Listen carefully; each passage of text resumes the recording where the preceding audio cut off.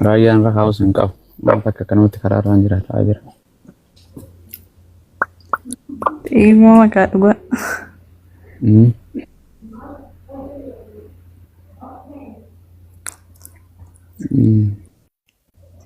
Sabtaa godhamee jira.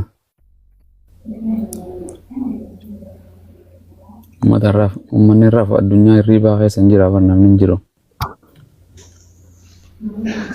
Uummata hirriiba dhiiseera keessa rabbiin nu oolchaa bara.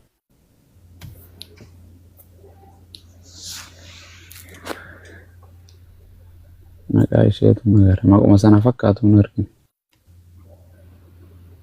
Nufti na nufetti. Bilbila qabdamoo tiktook ma wal dubbistare. Bilbilaan qaba bar.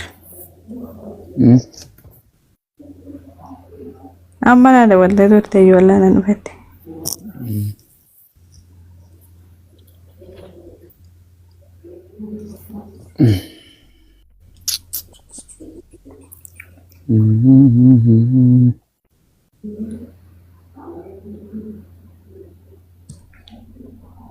Penteen shaataa qabaattan yoo jiraattan koottaa.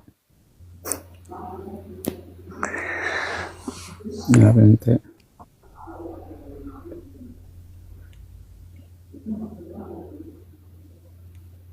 Maquma sana fakkaatu barbaadu jiran. Siifaan Oromiyaati kunoo. Siifaan Oromiyaati? Ergee fassila jirtii bar taa'u jirti kun achi jala cattee teesse. Siifaan kottu yoo si taate. Siifaan Oromiyaa. Eeshuma siifaan. Galire siifaan.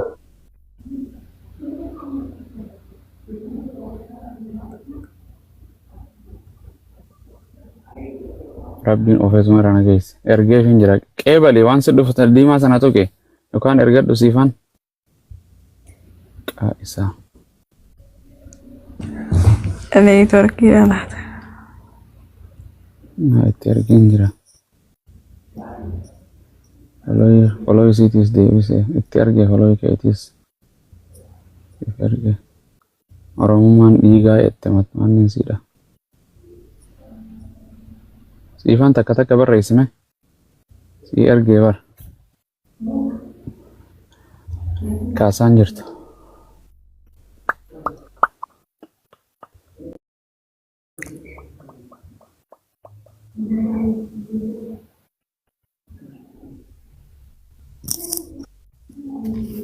Akka araftuu qaba Oromoo bona gosa.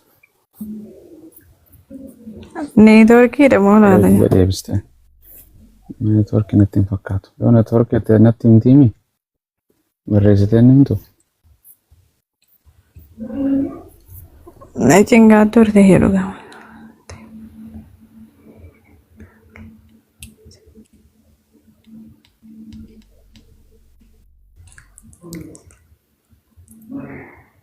Jirti mul'atu jirti neetworkii. Shabakaa isheeti malee wallaahi hin galte. Kam goonee takka takka shabakaan si takka takka hin barreessu. Shabakaan koomentii naman dhorku bar.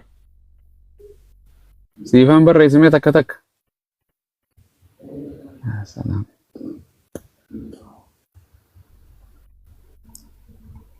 Qo'aan dabalame.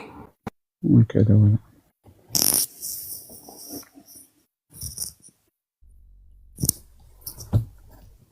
مشكلة كبيرة.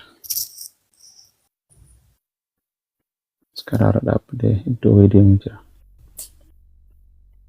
Nih kasih karena jago hewan tahu dan deh. Allahu ya Rabbal alamin tarara. Ahmadi zalalam.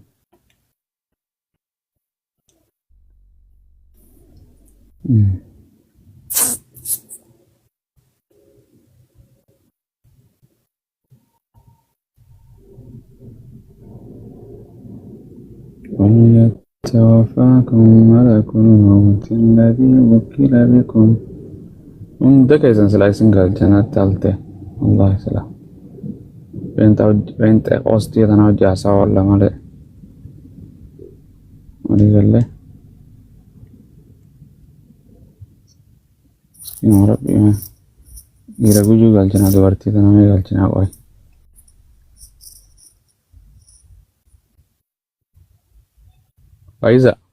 Faayisaadha Mufuuziyaa. Neetworkii xiyyamoo kan biraati.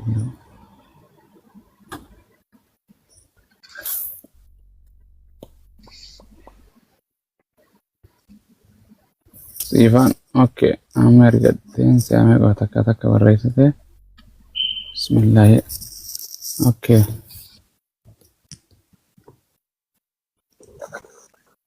Siif erge siifaan.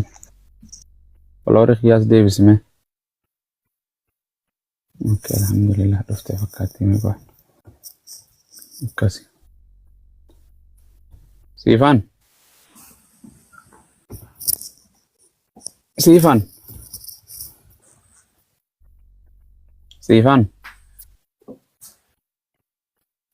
Siifuu. Waziyaan isin dubbattu basaatiin waziyaan. Siifan. Neetworkii jiiti mamadha. Siifuu dubbadhu. Neetworkii maali? Itoophiyaa irraa immoo biyyuma arabaa taana. Biyyuma arabaatu Itoophiyaa ta'e bare. Mushkila kabir. Gamoo irratti walaa baatu gaa. Ooyiruu baaburtu. Mukni dheeraan yoo jiraate irratti muka dheeraa yaabbattu. Siifan. Hawla walaa quwwata.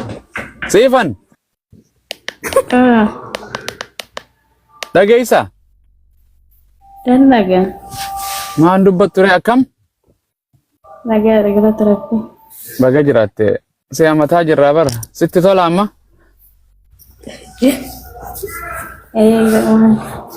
Qophooftee jirta?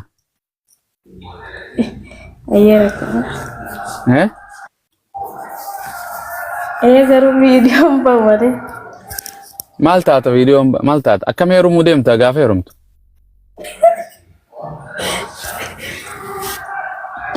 Jaalli jechuun ka. Maal Is sodaata viidiyoo fayyadu beeku. Maaf anas ilma sodaadhu?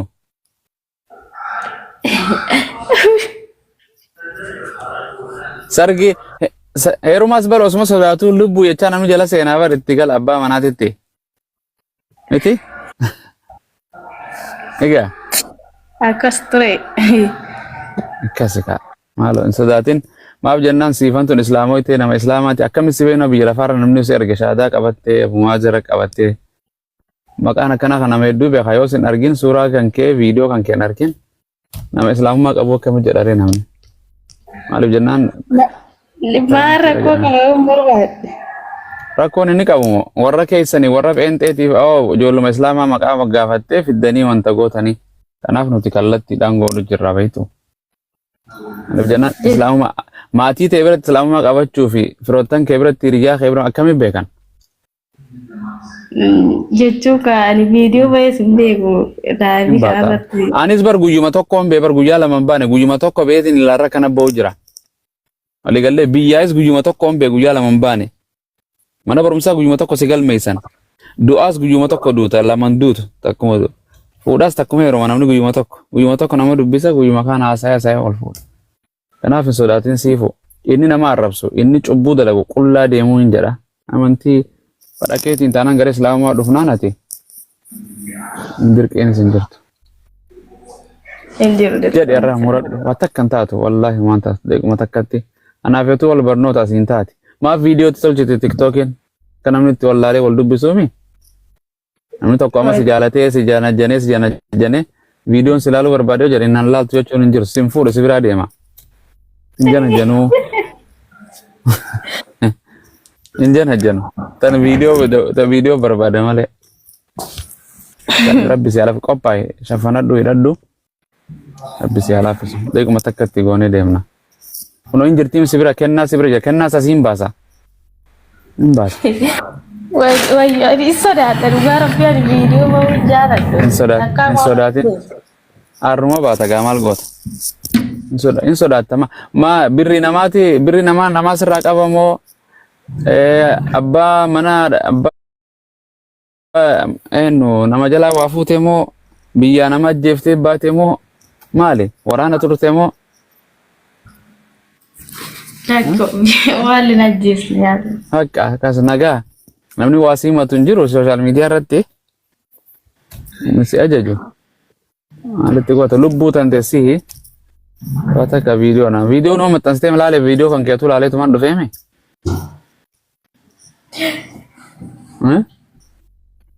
kasumame sanuma video muraaya keessa ofuma argitaami Miraya poi la sudati sepa ummata baay'ee maan sadaan hin argitu amma ummata kana way argitaati ofuma argita malee komeenti sirraa cufu la rakkoon qabu komeenti sodaatin kaas siifaan hin sodaatin biyya kamii bulchita akkamitti hawaasa waraana namni waraanaa ta'ee bar dubartiin akka ta'e hidhattee laa dirree lolaa dhayxee zarraaf yaazoo jetti bar illee uummata oromoo kana sodaattaati uummata sooshaal miidiyaa tartiiba ofiifuu hin qabne baay'een isaa dubartii bareedduu tan rabbi si godhee si uume hidhadhu shaffanadhu suutuma jedheeti maa akkasi si beekan gareen teenyas ijoolleen islaamoitti irra deemtee miliixee jedhan penteenis nutis dhufte fudhannee jenna waliigallee kana ka mucaantu narra islaamoittee naan beekaa karaa irrattuu karaa gabayaa magaalaa keessa kan deemne namni silaalu silaalaa bar Itti semua sodat yani jechuun. sodaati nama daqiiqaan kanatti Baay'ee siif naasii rakkoo argaa qabu. qoe matakkan jedheen Mbeetti dhisa. bayitti qoe sakkamii godebbo ofiin guddise jedheen si qoe afuriin nu godhamu sa afuritti akkamii godhan afur anumaaf guddisa bakkuma tana ta'e isaa waati matakka gamasuma achi as baata anummaan guddaan gurraacha kun haa taa'u gurraacha keessan way sodaataa kunoo isin akkana babbareeddanii sodaattanii kanuma keessa hiriirleen hin dhuftii bar Eeboo hiriirleen bayi. inni birrii qabus qo'inaan ergaa fi bar video turn on Nambaa rakkoon qabu bayi. abshir hin baate siifaan maal jedhe isaa siifaan kamera 50 second jedha diimtuma san toqete amma anaa isin irraa dhokota guus yoo isin baatan yookaan bakka ta'e anaa dhokodhu Enggak, waggaa meeqaan bee jirani.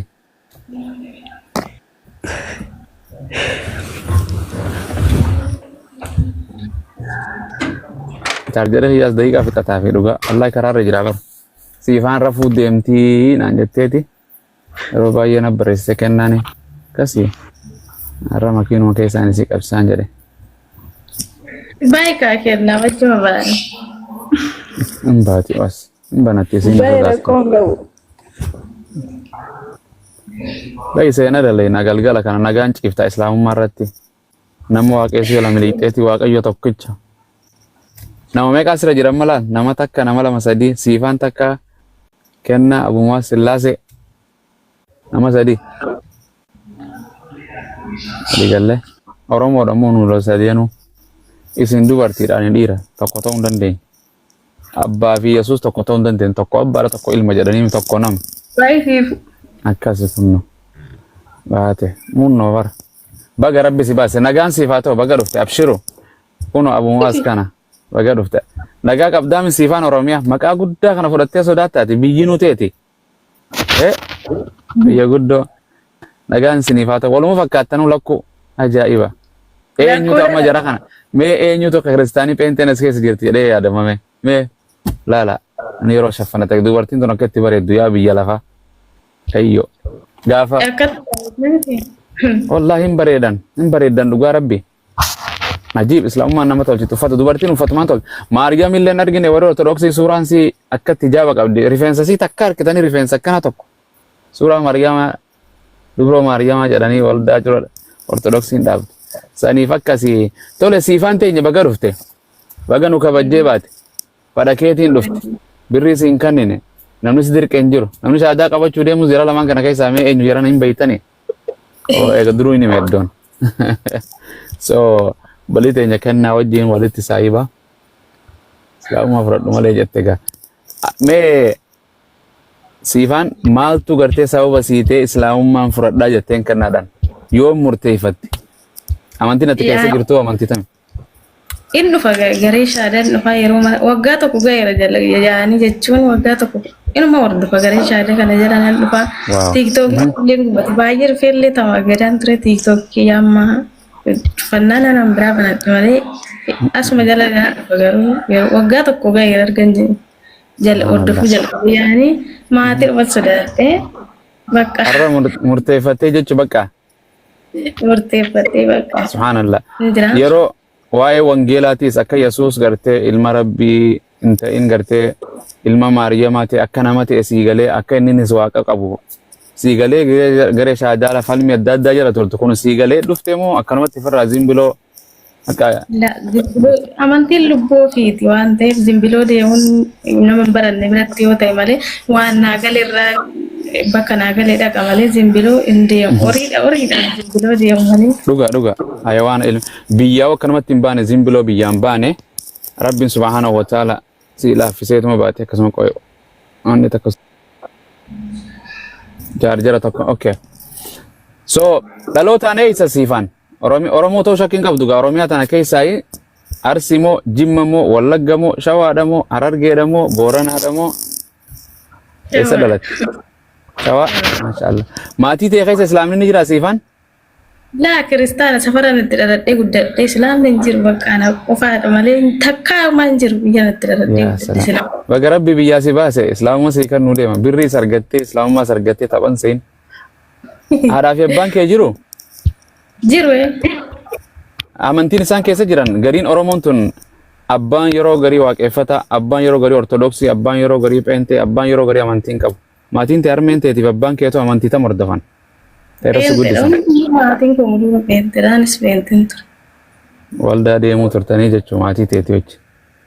Ati seenaa taateetu siifaan irraa islaamummaadhaan gartee maatii ta'e keessaa seenaa safara kee keessaa seenaa uumuu deemte. Tole waan jedhu kennaa tanoo isa wal barattan. Kennaa wal beeku. Maashaallah. Eessa wal safara moo Ishiin ambootti dhalatte ani Finfinneetti dhaladhe garuu. Rabbumaa waliin oofee isin fide jechuun sooshaal miidiyuma tana. Dhugaa. Haa galatoomtu chaayinaanii fi haati jirtee mucaa chaayinaa kana dhaltees galatoomi. Haa galatoomu baay'ee godhe. So siifan kennaa si dirqee maal waan jedhan beektaa birrii barbaada dhiira barbaada jedhan. Akkana barbaada akkana jedhan waa baay'een dhageessa gaa waan jedhan dhiiraanoo akka jedhan siriisi paasterootaanoo. Amantii qofa barbaada malee waayee barbaacha dhumne waa takka. Hin dalagatta biyyaa waan baateef birriidhaami dalagachaa jirtaa. Biyyaa qabaadhaan maal birrii kadhachuuf barbaachisaa miti. Fuudhaa akkas dhuga nama qaama guutuu qabda rabbiin fayyaa sirraa tursiisu fayyaa caala. Dhiira heerumuu ta'uudhaaf ulaagaan tokkoffaa shamara ta'u waan biraa takka sirraan barbaadamtu. Anis fuudhuudhaaf dhiiruma ta'uu qofa bakka. Wanni biraatti achi hin jirtu. Ka birrii jedhan birrii sii kan amantii osoo birriidhaan namaa kannan taate eenyu wangeelaa fi quraana waliin lallaba hoo yaazoo kootu naa hallaqe dhumatte maaltu wal fixe isuma birrii qabuutu wal gurrachaa ola silaayee. Kanuma birrii irra qabu. Kanaaf akkasii inshaallah yaani islaama jechuun rabbii tokkichaaf masakamuu Nabi Muhammadin waaqeessinu islaama jechuun afaan Oromooti yoo deebisne al-istislaamu lillah rabbii tokkichaaf ajaja waaqayyoo tokkichaa uumaa tokkichaa fudhachuu fedha isaa raawwachuu allaqe. Yesuus fedha waaqayyoo raawwata kan isaati miti. Abrahaam fedha waaqayyooti. Muuseen fedha waaqayyooti. Muhammadis fedha waaqayyooti. Arabni waaqaan Allah jedha. Faranjiin gaad jedhi. Kaan isgaabeer. Kaan gartee waaqa jennaan. Kaan Mwenyezi Mungu kan afaan adda adda afaan moofiitiin akkas jedhanii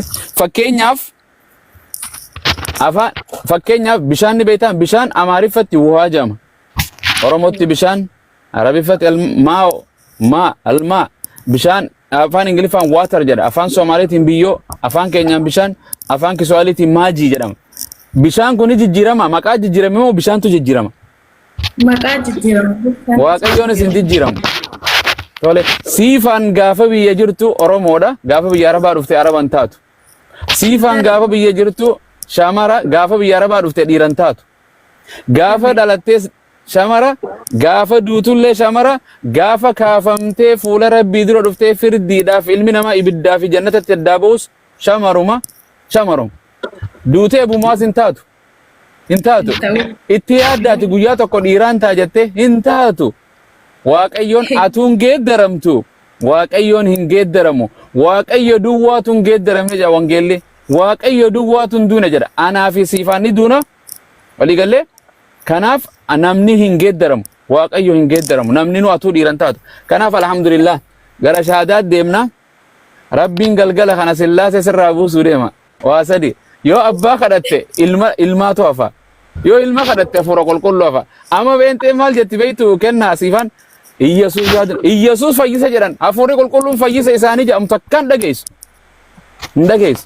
abbaan fayyisan jedhan waldaa Iyyasuus si jaalataa malee abbaan si jaalatan jedhan irraanfatame abbaa kan mana keessan dhufee guyyu abbaa kan kee faarsuu dhiisee yoon suma faarse inaara abbaan keetu inaara abbaan osoo jiru booranaatu waan jette boorana waa pheenxeentu mishinariin dhayitee Iyyasuus itti lallabuuf dhaqan Iyyasuus fudhadhaa jennaan abbaan ufidaa jedhaniin osoo abbaan jiru ilma akkamiin fudhannaa miti hin fudhannu soo saniif gara shahaadaa deemna shahaadaa jechuun dhuga bahuu rabbii tokkicha malee kan gabbaramu kan waaqeffamu kan kadhatamu kan nu nyaachisu kan nama ajjeesu isa callaa jedhanii gartee akkuma wangeela keessatti illee atuu dhageessee beeytu sanii waa hedduu siin jaan galgala kana quba qabaadhu gariin si jaalata maashaallah jedha keenya welcome jedha gariin kaan achi gartee hin kafartee maatiin teetis asirra duultu jira ganaa gartee tuni duraan dhiira barbaada deemtee birriidhaan gartee si godhani waa hedduu siin jaan ati murannoo keetiin galma rabbii keetiin walit dhufu malee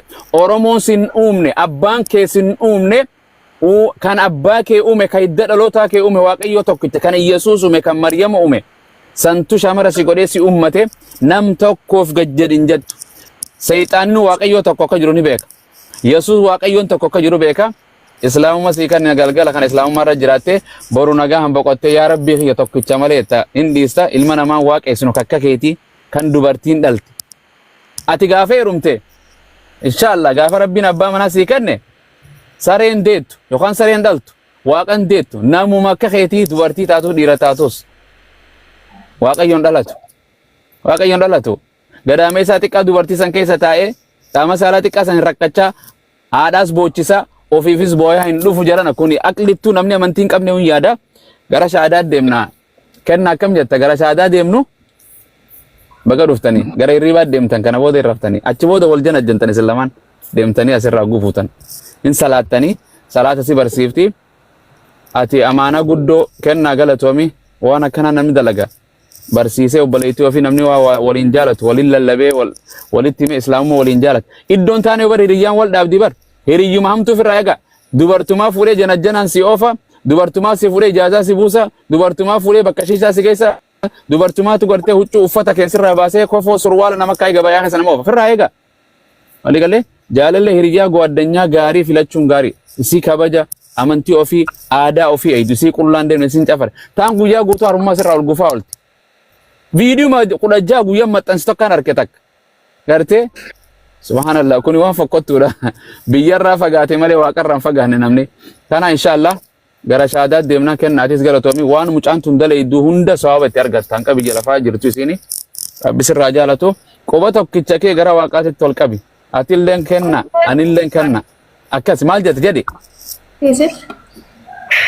anilleen shiboojiin qabadha akkasi hundi walumaan jenna ati muti godhatta achi hundi keenyaw ragaan baa guyyatti yaa rabbii kiyya ati tokkicha kan biraa hin jiru laman taane sadiin taane kan hin waaqeeffamne si malee kan biraa hin jiru hin nyaattu hin dhuydu dhiiran taatu hin raftu hin muydu hin irraanfattu hin garafamtu hin ajjeefamtu hin fannifamtu nama fannista maleeti abadan waaqayyo namni tumee gartee abiyyuu namni tumuu hin danda'u waaqayyo dhiisi oromoon abiyyuu tumna jettee olii baatee hin dandeessu hin tuma malee inni qabe waaqayyo namni akkamitti tufa waaqayyoon of gadi hin deebisu abiyyiin of gadi deebisee muummee ministeera naannoo gartee bulchaa naannoo oromiyaan ta'u waliigaltee inni guddaa kanaaf waaqayyo guddaa yoomiyyuu waan hunda gararra jira waaqayyoon kanaaf waa'ee barnoota inshallah arra shahaada seentaa boruma islaamummaa seentee hunda barattee quraana sammuu qabattaa miti suuta arrume heerumee namni gartee boru ulfa gara mana yaalaa naan deema ilmaa gartee ulfa kiyyaa dhufu jira hin jiru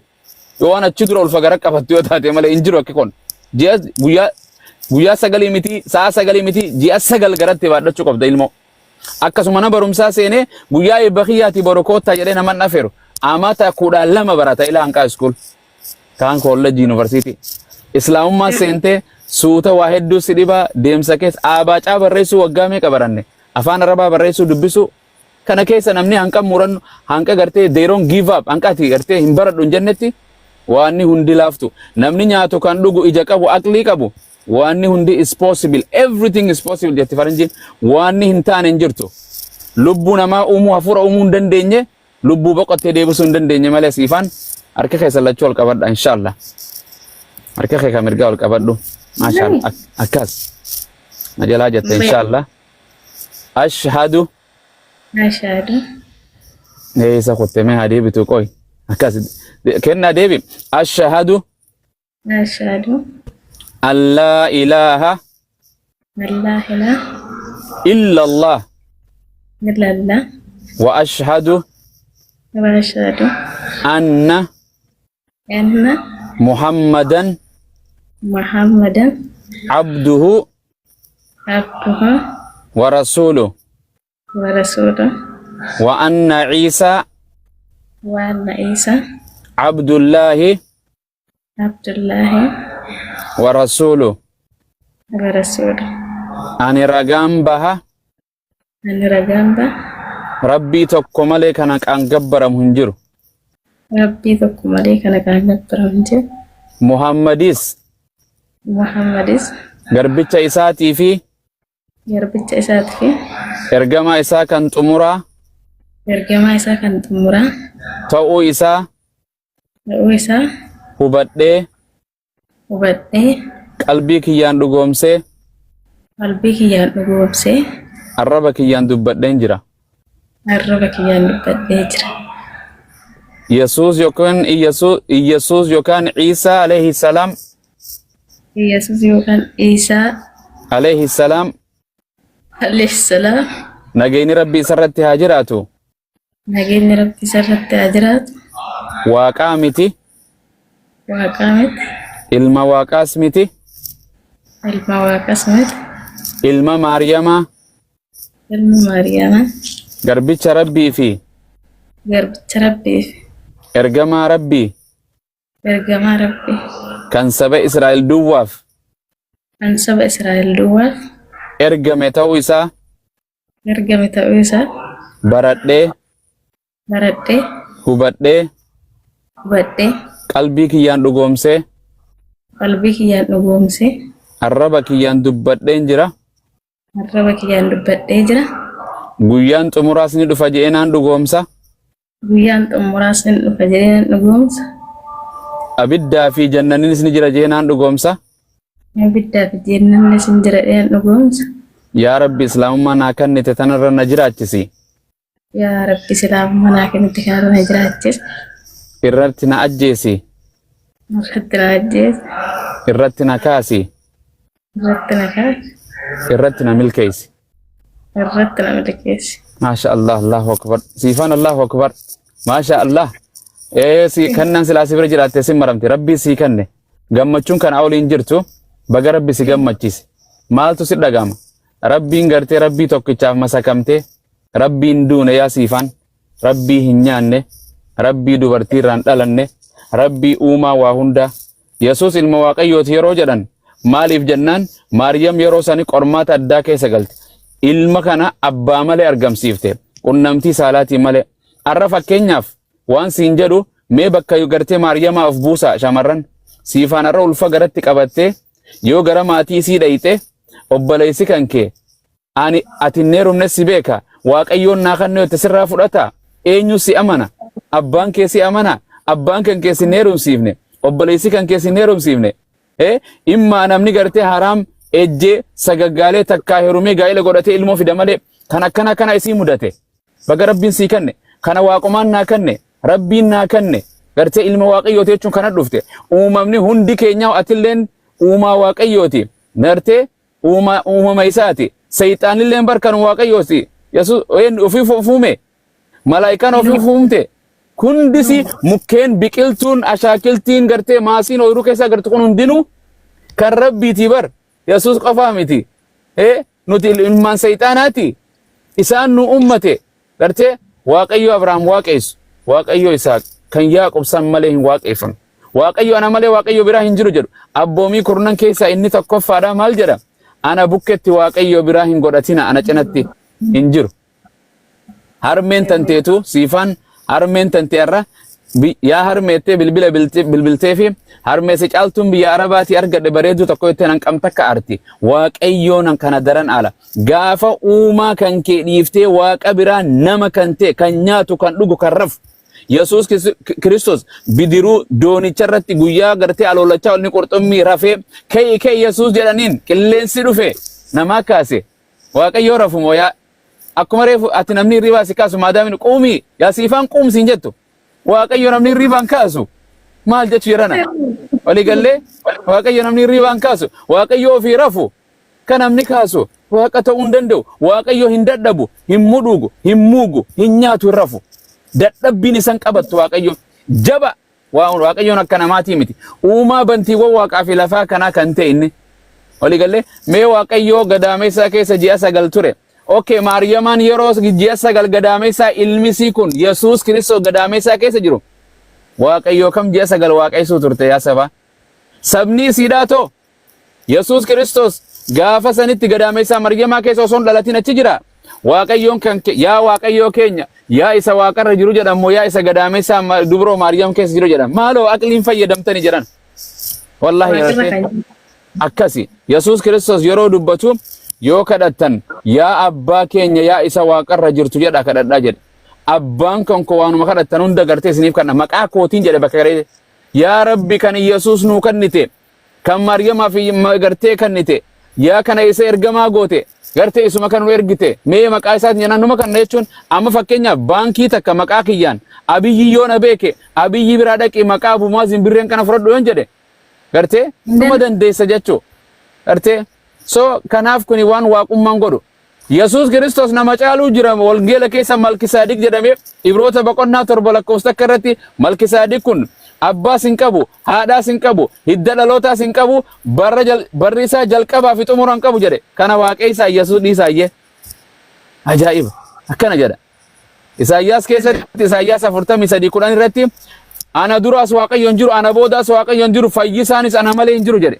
Yesuusoo fayyisoo itti fayyisaa meeqaa jira jedhan maaloo jira wangeeluma dubbisa Phaawulos dhiisa Phaawulos kuni ofiif ergaa hunda ergaa Ximooteos ergaa Qolaasiyaas tokkoffaa lammaffaa Fiilimo ergaa gartee Yohaannis tokkoffaa lammaffaa sadaffaa ofiif barreesse kana Yesuus barnoonni ni barsiise Maatiyos Marqos Luqaas Yohaannis keessa bicha jirti hin jirtu bakka bira kanaaf baga islaamummaa sii kanne irratti jabaadhu baay'ee si dhufa kan si jaalatus kan si arrabsus galgala kana borumtii viidiyoo kan galabbatame kan raashubbisan arguun mala miira keessan gariin suuraa biraatu maxxansiif kanniif ani gaaf tokko gaafa dura TikTok irra nama nagalabbatan nagaggara galchanii narraa caffaran harmeen tiyya yaa ilma koo dhiisii waan kana firraa TikTok hawaasa kana dhiisii firraa naan jette ayyee jedhin torban tokko irraa ta'e suuraa kanarraa caffaranii bar TikTok Facebook irratti suuraa tabiraatiin maxxanse tabiraa bareedduu suufaan godheetiin argeef walii gallee tabiraa suufaan godheetiin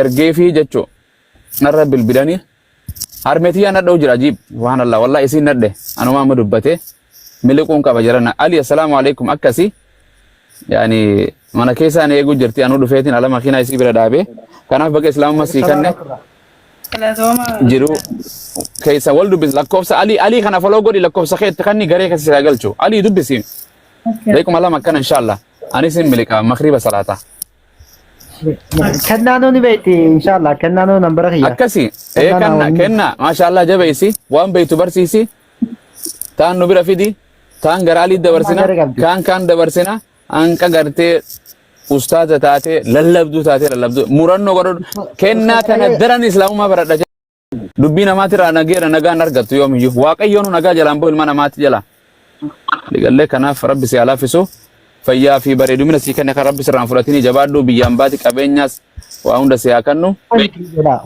Kenna ka dhufee si rabbashu na bira lubbuu ka jedhu lubbuun teessan na keessan jirtu jedhin abumaas bira dhaqaa jedhin akkasii firraa deebi inshallah. Kanuma siin jedha maal jettan Ijoollee komantiidhaan bar maraatu jira. Ustaaz Raayyaan takkaa maqaa isaa Ustaaz Raayyaa yeroo itti moggaafateen No, Raayyaa abbaa mancaa keessatti. Maqaa isaa daldalaa jiran dhiisa warri komantiidhaan Ustaaz Raayyaa maal barbaadu? Ustaaz Raayyaa miti. Akkasii Ustaaz Raayyaa tarraa baa yoonii fi kanuma akkasii booda walitti deebina follow naa deebisi yeroo carraa yoo qabaatte guyyatti yeroo daqiiqaa 5 taate hojiirraa boqonnaa gizee fudhattee hojii maadaamii xumurtee waan ni jette hunda akkas jedhi qulqulleeffadhu qaama dhiqadhu eenyu dubbise kennaa dubbise akka ulaagaatti salaattu waa hunda hin baratta suutatti bi'iznillah jabaadhu tanaan siin jaa duraanis oromoo teenya duraanis shamara teenya arra gartee teenyaatu teenyumatee duraanis islaamummaa walitti qabanne irra waa hunda walitti qabna kanaan siin jedha eebbifamii jiruu bareeddu jiraadhu jabaadhu gartee hanqa lubbuun jirtu jiraadhu maatiin tantee maatumatee harmeen tantee siin loltus birrii irraan lakkisin harmeetoo jabaadhu ati tantooti haadha biraan qabu abbaa koo obboleessa koo kanuma abbaan kiyya abbaa keen ta'u jettee amantii irratti yoo barattee ati barsiifte haalaa fi amala gaarii taate isaanuu gartee adeemsa keessan beektu waan isaan ta'aniif jabaadhu maatii teetis simadhu inshallah warra simatees hedduu silaa ol seenee si salaama borumti dhufnee waliin haasoyna siifaan teenya nagaan rabbi si haa bulchu anis aduun na biraa dhiite nagaan na oolchee nagaan na bulchu jiruu bareedduu jiraadha hundi keessan sin jaalanna kennaatis galatoomii jabaadhu alii galatoomii warri jalaatis hundi keessanuu warri koomentii kanu koommattanis kanu ayyibiftanis galatooma wassalaamu alaikum warahmatullahi maal jettan waan ni jettuun jirti siifan baay nageetti ani deemee jedhiin gartee warra obbolawwan kan koo qabeenteetis nageetti inshallah warri dubbanna inshallah tole Ustaaza dhiifama.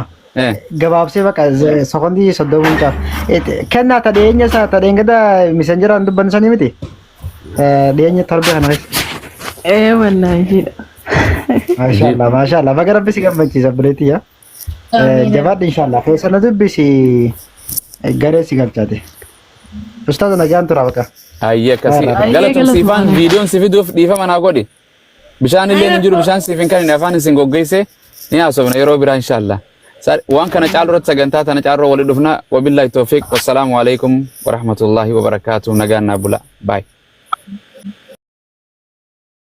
Ante ya ada kali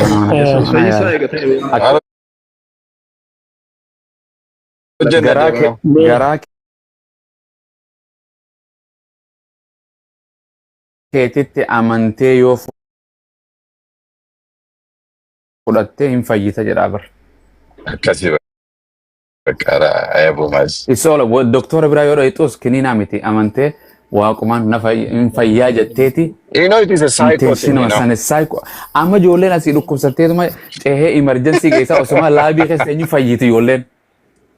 Yeah, psycho. Ini rampatini. Isoola baadhaasuma. Anuu na dhukkubee faa dhaqee achuma emergency achuma dhaqee. Kun jira ke fayyite osuma godhee deema.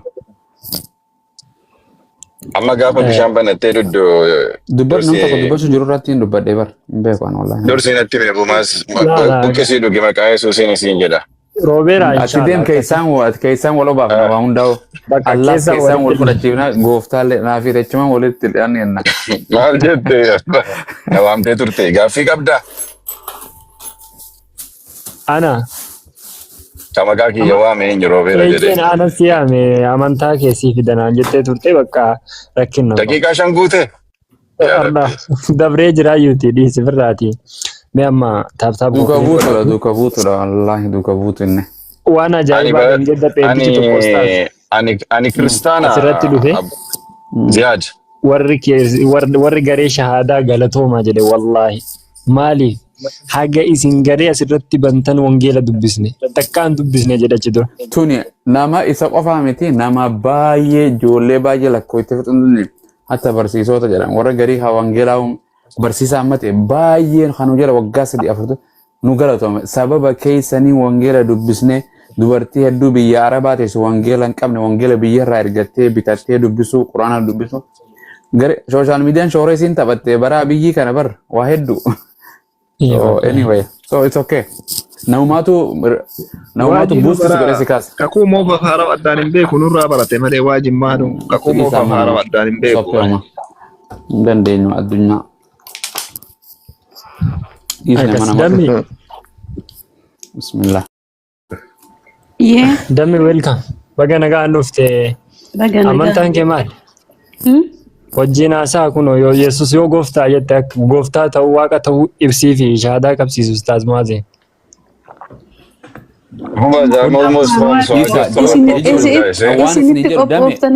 Waan jedhu yoo wangeela hin beekne please quraana hin beekne hin dhufina tiktookii. Akkas. Konkolaataa yoo oofuu hin beekne namni qulfii fuudhee hin deemu. Walii gallee? Qulfiitti kaa'aniituma takkaa makiina miita takkaa of miita takkaa nama miita. Namni wangeela hin dubbisin basic amantii isaarraa hin beekne waa'ee waaqaa waa'ee eenyummaa waaqaa waa'ee Yesuus waa'ee jireenyaa wooma wangeela kana kakuma waa fi warisa garaagarummaa maaliin hin beekne dhufee ofiif dhufa namni ammas dhiirti dhuftee naaloos dubartii hojii haasoo itaati dhiiraa hojii haasoo itaati ani hin finne nama kana isinis dhuftee dhiiraa hojii haasaa yoo naan jetti ofii dhuftee falmiti. Dagale amantii sana xiqqeessu ta'a namni wangeela hin dubbisin takka cubbuu waan hin jirre deebista waan wangeela hin jirre yaada kee duuka buuta yaada waan wangeela waaqayyoo dhiiste saniif atilis namni waa dubbisuun dirqama ta'a. Yaa dubbisuun dirqama ta'a garuu anamma waa mormuuf dhufeeree ol nagalchitanii. Umaa baga galte ma. Eega ol nagalchitanii immoo dhaggeeffachuu barbaadee ture ol nagalchitanii eega ol nagalchitanillee galatoomaa. Wangeela hin qabdaate boqonnaa takkaan si kan nama'e hojii mana. No amma an gana barataara. No nin barataa bakkuma sanis waan gana barataara amma waa isan keessa. Waan jedhe katabadhu lakkoofsa kana dubbisi kottu. In dubbisaa fi baasa wangeelatti hima asillee haala Wangeela Maarqos boqonnaa 12 lakkoofsa 14 irra dubbisi. Mee dhaggeeffadhu. 12 lakkoofsa 14. Maal jedha? Warri ergamanii dhufanii dhufanii barsiisa yaa barsiisa ati dhugaa qabeessa akka taate nuyi hin beekna. Nama tokko illees hin sodaattu. Harka waaqayyoo dhugaadhaan barsiiftu. Karaa waaqayyoo dhugaadhaan barsiifta. Aywa. Okay, warri ergaman dhufanii Yesuus Kiristoosiin yaa gooftaa nama tokkollee waliin caalchiftu namallee sodaattu ati jedhanii dhugumaan karaa waaqayyoo barsiifta jedhanii eenyu kan karaa waaqayyoo barsiisu dame. Karaa waaqayyoo ka barsiisu? Yesuus himi? Dubbisee ka'ee isinitti hin himre? Amma isintu ka dubbise. Amma gaafa afaan Oromoo wallaaluun obboleettii yoon himanyaa ta'uun amma ka'a. No. Jechuun ani Oromoo qulqulluu afaan Oromoo illee kunoo gama argitan. Akka jedhan warri ergaman. Oda sadiirraa yoo galchu. Yoon himanyaaf illee naggalchina ani Oromoo. Garuu ammoo waawwee ati jecha namaarra jecha ati naan jette sirraa dhagahee dubbachuurra ofii kiyyaa dubbisee dubbachuun bareeda ta'a. Wangeela biraanii qabdaa hin jedhee bara wangeela annin qaba ajaa'iba kanaan qaba bareedaa kan Itoophiyaa fide. No manaa hin qaba garuu amma bakka hojii jiraani. Akkasi. Appiin qaba. Marqoos bar kun ola ilaaleetummaa maal goona reekkam goona. Amma qoy roobeeraa hifattanii amma isa dadhabdanii na dhuftammoo. Rooberaan keenya bar duraan. Ani nu isa argee seene dhugaa dubbachuuf. Ati mana kana isa argee seene. Mee follow sii deebisaa qoyatu akka guyyaa hunda na jala dhuftu. Dhugaa na deebisee dhageeffachuu barbaada. Abshir ma. Sii deebisee atiis. Yaa okay. Rabbi si eebbisu. Kanaaf laal eenyu keenya dame waan siin jedhu kana wallaaluun qabdani. Waan iddoo biraa namni haasawu waa siin jedha. Nuti aniin kuni nuti islaamni Yesuus Kiristoos itti aman. Maal jennetti ati gooftaa waaqa jettee amantaami? Akkasii bar miti? Ani waaqa jedhee anis akka islaamaatitti Yesuus makan addaa qooddanne ani Yesuus kun naaf ergamaadha jedheetiin ergama waaqayyo naaf ergee ergama waaqayyooti. Saba Israa'elitti ergee ilma namaa dhugaa karaa Rabbii barsiisa karaa jireenya akka abbaa bira dhaqan barsiisa dhuga barsiisa jennee itti amanna. Walii gallee ilma Maariyam jennee itti amanna. So in arrabsinu nuti jirana hankarma. Kanaaf atis mee akkamitti wangeelii maal jedhani sana malaalu malee waaqni Yesuus ergee waaqa Yesuus ergee jira. Waaqa Abrahaam ergee jira. Waaqa Musee ergee jira. Waaqa Nabi Muhammad ergee jira. Walii galle? Waaqa ibiddaa fi jannata qopheessee jira miti. Akkasimi. Waan jira waan Yesuus Kiristoos biyya lafaarra taa'e Waaqayyo isa waaqa jiru san barsiisu ture. Abu Mas. So yes sir. Avet. Is there any prophecy that God prophesies about Muhammad to be coming as a messenger in the Bible or anywhere anywhere? Isaiah. Yeah, there is a verse in Isaiah 43 something. Yeah, prophecy that was mentioned About him, is going to be the last messenger. It was mentioned the prophecy. Yeah, the Batejra Charat. Isaiah. Prophecy. No, Muhammad. When the prophecy is when Jesus was prophesied so good in Old Testament, eenyummaa fi iddoo irraa dhufii fi akkaataa dhufu qaama akkana jedhamee maqaasaa Yesuus hin moggaafamu. Any prophecy. Moggaafamne garuu description isaa description isaatuma wanta godhama. Description isaa ta'eetu biyya Arabaa irraan akka dhufu iddisaa akka gara Ismaa'eel garaabra. Miin akka dhufu akka gartee akka loluu akka sana macacceennu idol akka caccabsu eenyu akka prophet like Moses akka ta'e. So yani waheduga. So where even in the Esaratin kale also eenyu wajjin dubbisu ture isa prophecy san. Prophecy Allahu Allah ya Rabbi Allah ya Rabbi nu ararami nu mari zambi nu ararami. Amma Ustaz Wali wajjin bai lama qabadhe jira beta going to speak the truth. And we're going to speak about okay, Isaiah 42. Okay, dubbisi Isaiah 42 1-13. Okay, I'll read. I'm driving. I will read it when I get on to. Yeah, Isaiah all the way. It's talking about this bringing like what the prophecy bringing the new law, Torah, new law, and then send to the akadunya tergami dubbata is going to fight the idol worshipper, and defeat the idol worshipper in the battle. A man of war. So, man of war. If you say not a peace person. It was yeah. You fight the idol worshipper, you said it, right? Yeah. So did Muhammad do it in his time? Yeah. Oh yeah, he did. There is idol worship. Aramni, they were idol worshipper even in the Kaaba, like 300 something Kaban. Oh yeah, the pre-Islamic anarchism. Yes. And then at the 6th point, he will be sent to the from Kedar. So okay. Then Arab will sing a new song of him from the mountain. Muhammad is not Arab, though, right? He has nothing to do with. So he has nothing to do. So with Arab. Yeah. So there is a lot. You read this one. Just look at it. By some verse in Egypt. Muhammad verse. Mire. Oromo radua yora bantane. Ega. Tap gora jiran. Jani serrafte. No, jechuun inni Araba ta'e jennaani ko ergama Rabbi Muhammad. Araba rise among from Araba yoo jenne ko Ustaz.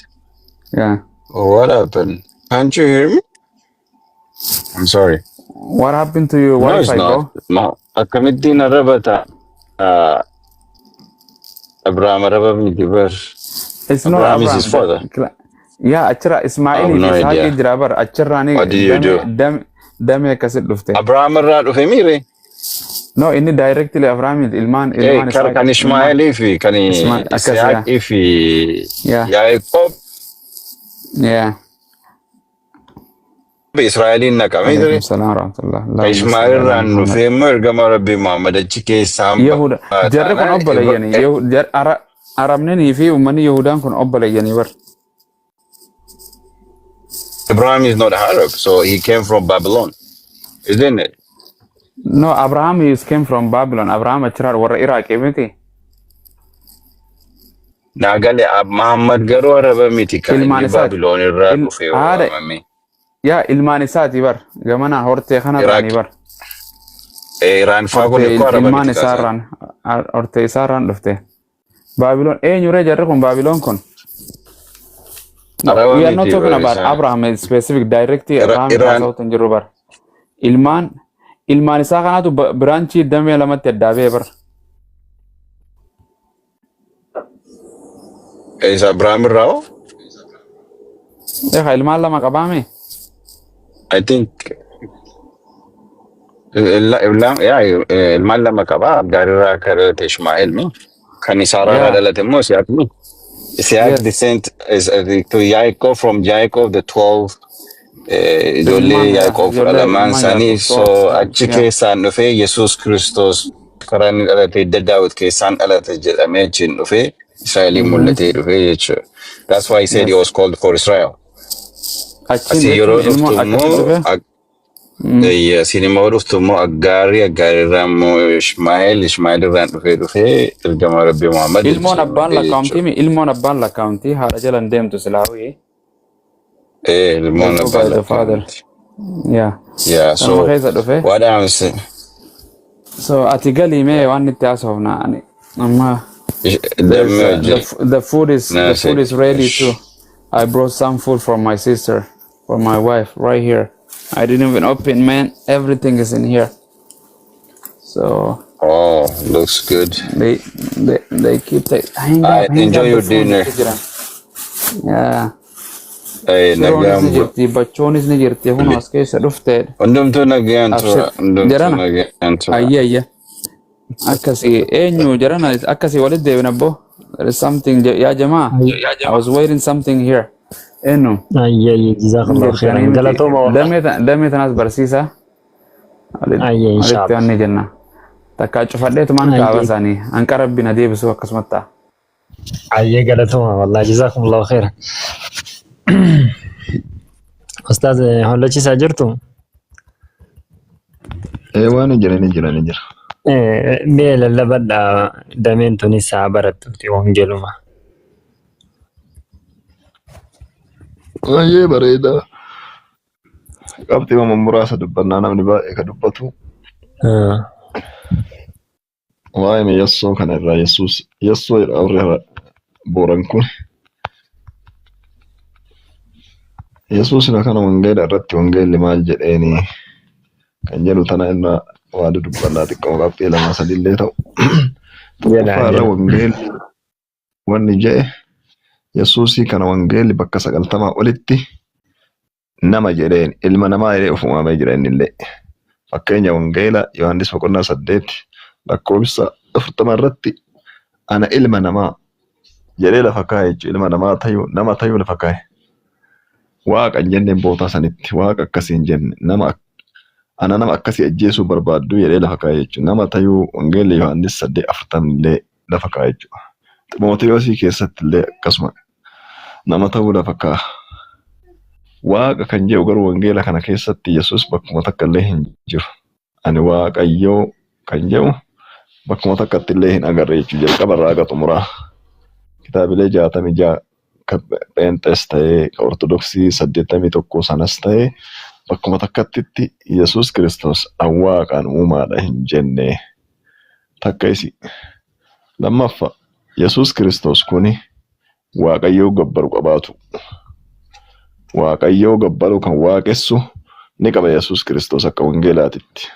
Fakkeenya wangeela Luqaas 12:12 irratti gara gaaraatti ba'ee Waaqayyo kadhataa bulee jedha. Akkasuma wangeela Maatewos 26:39 irratti addumaanuu lafa tuqee kallacha isaatiin lafa tuqee Waaqayyo akka kadhataa ture lafa kaaya. Sadaffaa wangeela Maarqos boqonnaa 1:35 irratti akka kadhate lafa kaa'e jechuudha. Bootaa baay'ee bootammaa inni itti kadhate. Ibroota 5:7 illee akka kadhate mimmaan jisse lafa kaa'e. Akkasuma Waaqayyo akka kadhate yeroo Alaazaariin kaasuun illee wangeela Luuqaas boqonnaa 11:40 takkaa galamaatitti harka isaa gara samiitti ol qabee ati yeroo hundumaa akkanaaf dhageettu nan beeka wanti kana dubbadheen namoonni as jiran kun haa amanfataniif jedhee lafa kaa'e jechuudha. Otoo Waaqa waan ta'u ta'e maaliif Alaazaar ol ka'e jedhu ni dide. Eega kadhatee booda Alaazaar as ba'i jedhee Waaqayyo kadhatee jechuudha. Waaqayyo abbaa ka jarri jedhanis sana. Inni Waaqayyo madhee kadhate malee Waaqayyo abbaa ka jedhaniini jarmatu jechoota haarawaa bakka buuse jechuudha. Bootaa gabricha jedhu wajjataa Waaqayyo jedhan. Gabricha Waaqayyo kan wajjataadhaan kitaabni jechuudha. Kitaaba jiraattu asii yoo kana dubbate kaan gara birootti kasan hiiku dubbata jechuudha. Akkasuma Yesus Kiristoos kuni gabricha Rabbiitillee kan Rabbiin gabbaraa ture. Isaayyaas raajichaa boqonnaa 42 takka irratti gabricha koo isaan fo'adhee Rabbiin lafa kaa'e Waaqayyoon abbaan lafa kaa'e jechuudha. Inni gabricha jechuudha. Akkasuma deebi'ee nama tokko gabra hin ta'inaa jedha Waaqayyo. Nama tokko gabra hin ta'inaa jedha. Qorontosii 1:7-22 irratti nama tokko 23 irratti akka nama tokko gabra hin taane lafa kaa'a. Namni Yesus waaqessaa ture isa waaqessu gabra Yesus jedhamee lafa kaa'e jechuudha. Wangeela amma Qorontosii 1:7-22 irratti gabra Yesus jedheen. Gabra Yesus ta'uu kana ni diiga jechuudha. 23 yoo dhattee dubbiftee Qorontosii 1:7-23 irra san diigee argama. Gabra namaa ta'uu hin qabanii. Yesus illee gabrummaa kana nama isa waaqessu kana waakkatee jira. Yaa gooftaa maqaa keetiin waan akkanaa dalanne warra jedhaniin ni waakkata Yesus. Wangeela Maatiyyoos 7:33 irra si'a isin yaa warra hamaa hojjette ija koo duraa badaa jedhee mul'inatti itti himaa jedhe. Warri isaan goofta jedheen warra hamaa dalage jechuu lafa kaa'a. Namni yaa gooftaa naan jechuu duwwaan mootummaa waaqaatti hin galu jedhee lafa kaa'e. Wangeela Maatiyyoos 7:21 irratti lafa kaa'e. Kanaaf jecha Yesus gooftummaa hin qabu, waaqummaa hin qabu. Asirra gaafii kiristaanota yoo gaafannu Waaqayyo ni dhalataa jenneeni hin dhalatu jedhan. Yesus hoo waaqa. Waaqni ni dhalataa meera gaafida. Isaayyaas raajicha 9:6 namaa fidan. Mucichi nuuf dhalate jedha. Mucichi suneen Yesus jechuudha. Yesus dhalatu wangeelli Maatiyyoos ni kenna. Luqaas keessa ni jira. Waaqayyo dhalatu hin danda'u. Waaqayyo namni argee hin jiru jedha. Fakkeenyaaf Yohaannis 4:24 irratti Waaqayyo hafuura jedha. Yesus hoo nama. Wangeela Yohaannis 8:40 irratti nama ta'uu kenna. Waaqayyo hafuura argamuu hin danda'u. Mee akkamitti Waaqayyo jedhanii Yesus Waaqayyo jechuun hin danda'amu. Nama isaan gaarii jedhee ni dide jechuudha. Yesus Kiristoos kun nama isaan gaarii jedhe wangeela Maarqos boqonnaa 10:17-18tti nama isaan gaarii jedheen gaariin hin jiru Waaqayyo isa tokkicha san malee jedhee lafa kaa'e jechuudha. Gaarummaa jibbee jechuudha kun Yesus achumattu. Kanaaf Yesus gabricha Rabbii ta'uu fudhatuu qabdanii warri kiristaanotaa. Yesus gabricha Rabbiiti. Rabbi gabbaraa ture. Na gabbaraa bakka matakkatti illee Yesus Kiristoos wangeela kana keessatti hin dubbanne. Inni ilma Rabbiitii illee miti. Maariyaam da'uu lafa kaa'e kitaabni. Maariyaamiin isa dayuu lafa kaa'ee jira. Ilma Waaqayyoo ta'uu kan jedhamu ta'e. Ilma Waaqayyoo likkimaa hin qabu akka wangeelaatti. Anillee ilma Waaqayyooti. Ustaaz Ziyaadis, Ustaaz Abuu Mu'aazis hundi isaaniitu namni asirra jira ilma Waaqayyooti. Roomaa boqonnaa 8:14 irra si'a warri hafuura Waaqayyootiin gaggeeffamu hundinuu ilma Waaqayyooti jedha. Akkas jedha. Ilma Waaqayyoo kunoo kan waaqa ta'e nama baay'ee waaqaa jechuu lafa kaa'a. Asirratti gaafii qabaani. Yesuus maannoo Phaawulosin illee namni Waaqayyo jedhee ni jira. Waaqayyo jedhanii ni jira kun Waaqayyo. Yesuusin illee Waaqayyo jedhani. Waaqayyo likkimaa hin qabu baay'ee. Miila amma bofaa harkaan qabatee ibidda fixire san Phaawulosin namni Waaqayyo jedhaniin yaada isaanii jijjiiranii jedha. Waaqayyo deebisan jedha. Subhaanallah. Waaqayyo hin jijjiiramu. Tan sadaffaa tasiimu dammi Waaqayyo hin jijjiiramu. Nama ta'ee waaqan ta'u. Kanaafis ragaa qabna.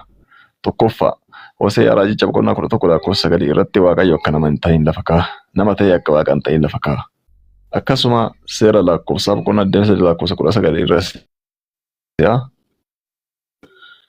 Waaqayyo akka nama hin ta'in, akka hin gaabbine akka hin ta'in. Namni ni gaabba, Waaqayyo hin gaabbu. Hin jijjiiramu lafa kaa'a. Akkasuma Milkiyaas raajicha 3:6 irratti Waaqayyo akka hin jijjiiramne lafa kaa'a. Bootaa kana itti dhiyeessinu Waaqayyo nama ta'ee namni Waaqa ta'uu danda'a. Yesuus Waaqa eega ta'e Waaqni Yesuus hin ta'uu danda'a jennee yoo gaafannu ofirrumaa darbanii nu buusa warri kiristaanota. Ta'uu hin danda'u Waaqayyo hin jijjiiramu jedhe wangeela keessa maan fudhanne ishee wangeela sana. Waaqayyo hin jijjiiramu sirri nama ta'e Waaqa hin ta'u. Fayyisammaan toleeraa kunu bootaa kana fudhatu. Waaqayyo ni jijjiirama fayyee jedheen hin jijjiiramu naan ja'a. Waaqayyo hin jijjiiramu dhugaadha. Waaqayyoon gaabba. Seera uumamaa boqonnaa 6 itti dubbisa.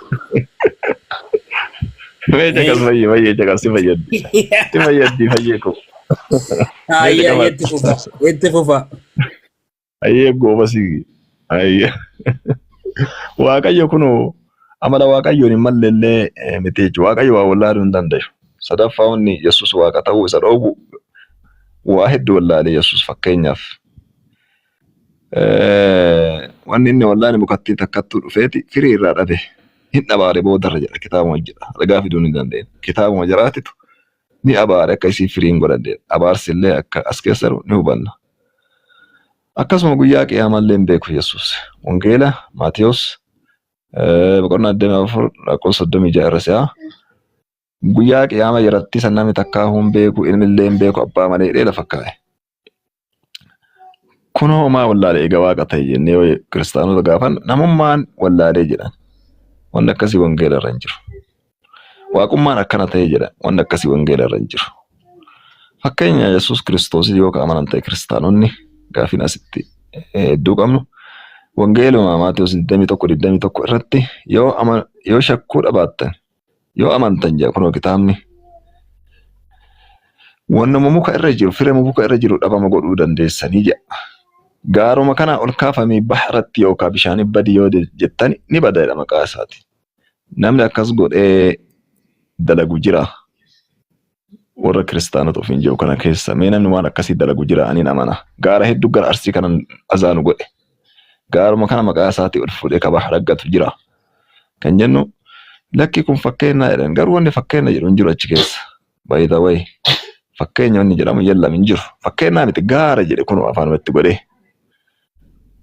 Akkasuma as deebinee yoo laallu ta'e Waaqayyummaan abbaatu akka wangeelaatitti seera uumamaa zaafi xaratii keessa jechuudha.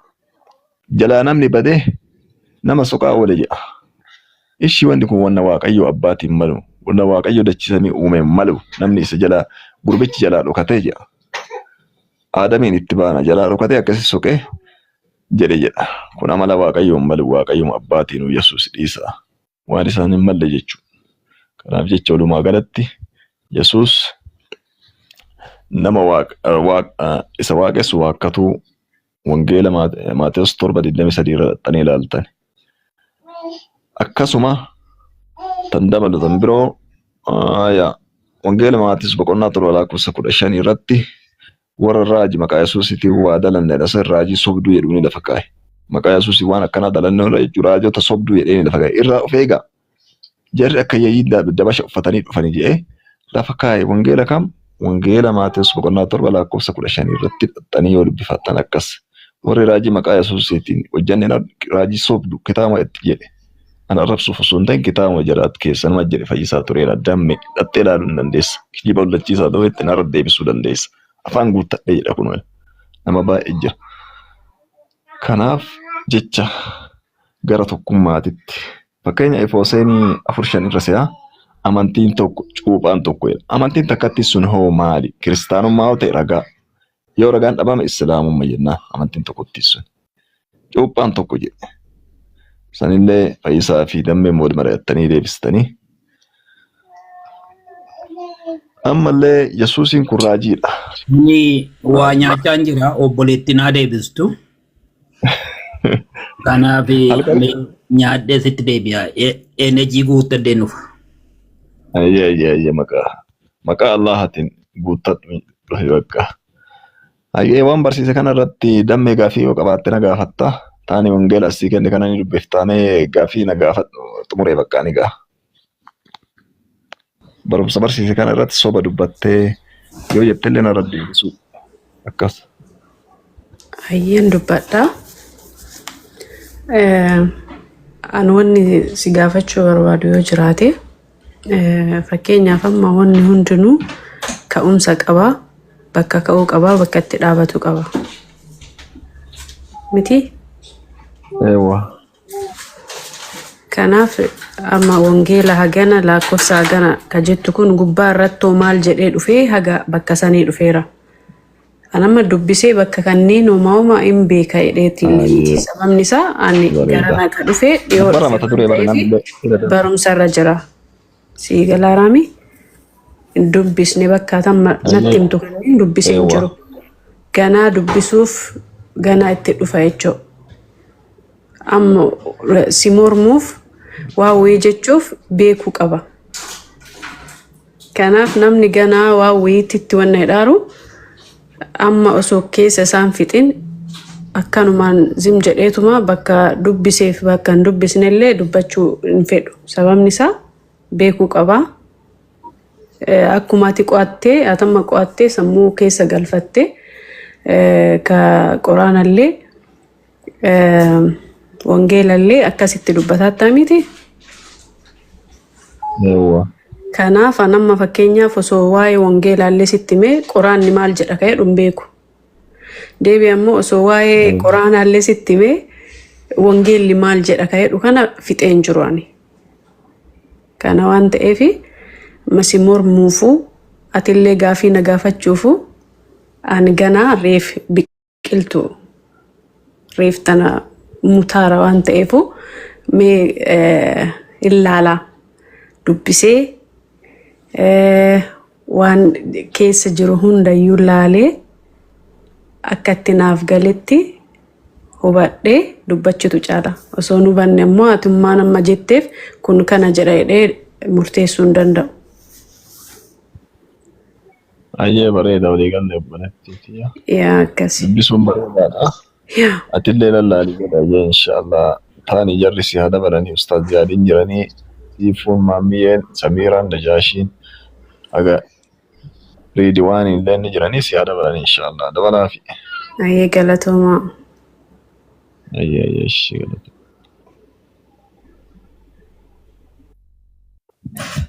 Ayyee wallahi galatooma jazakumullahu khairan. Barumsa bareedduu nuuf kennan nullee beektaa qabannee dubbifna waan ta'eef nuufis barumsa.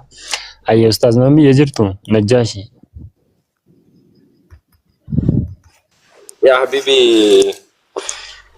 انا ما Ayyee ان شاء الله Ali maalamaa sadii irra kaafime isinis itti dabalaafi nama kanatti as gabbaa'ee waa xiqsii qabattee yoo dubbistee siif barumsaa galata argattu akkasime isinis waa Yesuus kanarraa maal jettani? كذا بقى دقيقة لما صدق أنا كذا سوى جدوا يا اتفق ركوا كابو Bakka daqiiqaa lamaa sadeen kanatti fayyadamii bahe. jechuun isinumaaf turuuf malee isinumaa dhageeffachuuf malee sila mudura baashii bara. Laa wallaahi as ture ani naaf. Itti fufa rakkoo qabu.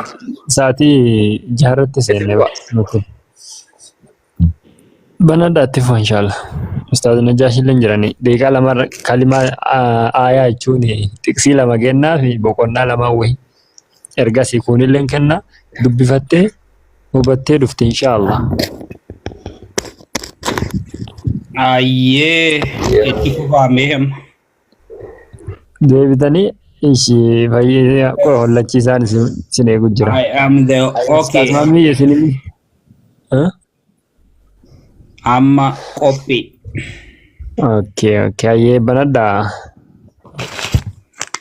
Maarratti dubbanna wayii maarratti wal himuu dandeenya wayii maarratti diskaasii gochuu dandeenya. Kenno ustaaz hollachiisaan isin jedhan. Kam amma dubbatan san irratti isin gaafata. Gaaffii na dhibee jira jedha. Adee banaddaa ustaaz. Gaaffiin tokko tokko gaafuma qiyaamaa deebi'aafi. Qiyaamaa deebi'a. Abee biyya lafaa kanarra deeman. Kanammoo naa deebisu naa kaa'i gaafilee na dibde. Abshir amma dandeenyu jaalla isaa booddee gaafa qiyaamaa achummatti wal argina. Waliin arginu bari. Nuufisin ho'idhaan adda adda baana. Gaafas garuu bishaan nan kadhatiin fayyisaa obboleessa kun gargaari bishaan quba keetii tuqiitii na gargaari akka hin jenne.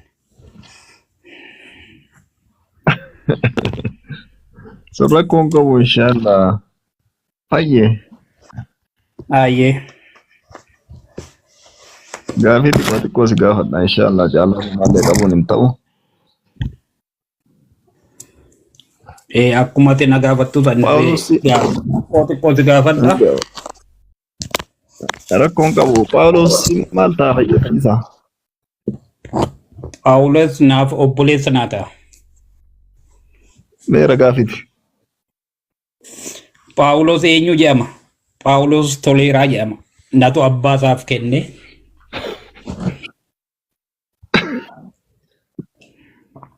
Kanaaf obboleessa kenne. Hin qalladdaatu fayyisaa. Maalan qalladda?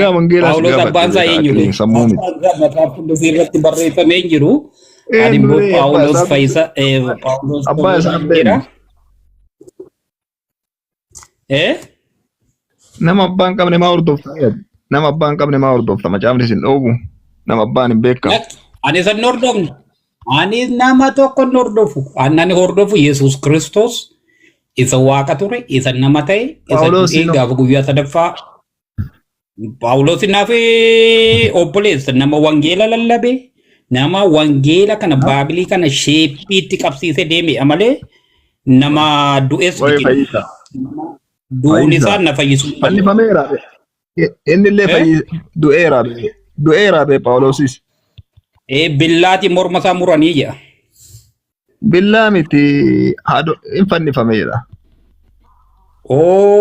የተሰቀለው የት ቦታ ነው? ጴጥሮስ ነው የተሰቀለው።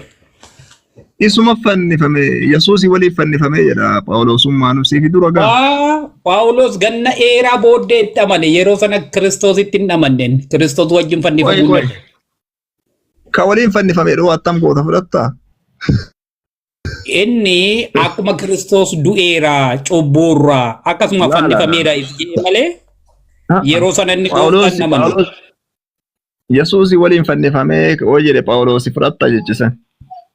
Maa hin beekani cubbuudhaan akkuma Kiristoos anirree fannifameera jedhe Kiristoos wajjin fannifameera.